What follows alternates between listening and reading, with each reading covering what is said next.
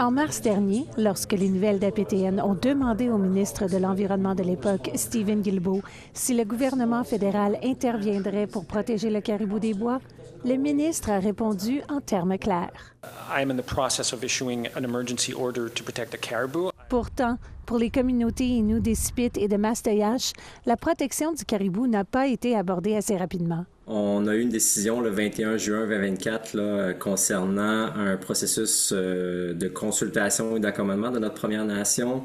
Et on doit malheureusement retourner devant les tribunaux aujourd'hui, considérant que le Québec n'a pas respecté le jugement et puis ses obligations fiduciaires de consultation et d'accommodement de notre Première Nation. Michael Ross est le directeur du développement et du territoire de la Nation Innu des Sipites. Sa communauté a soumis de nouveaux documents à la Cour le 1er mai pour demander qu'un médiateur tienne le Québec pour responsable et amène la province à trouver une solution avec les Nations Innu.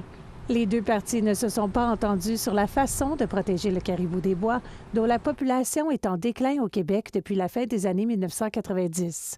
Ross rappelle que sa communauté tente de s'adapter au déclin du caribou depuis une trentaine d'années, allant même jusqu'à cesser de chasser cette viande traditionnelle. On a aussi créé, dans le fond, des projets d'aires protégées. On a étudié, on fait différentes études sur le caribou, etc.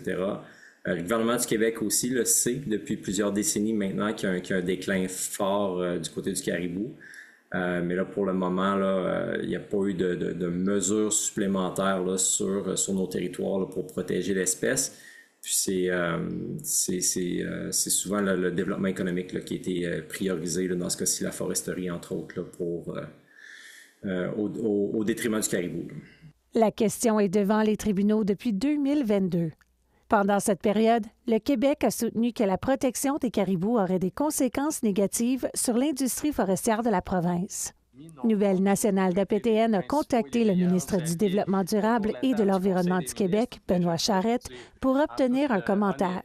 Aucune réponse n'a été reçue.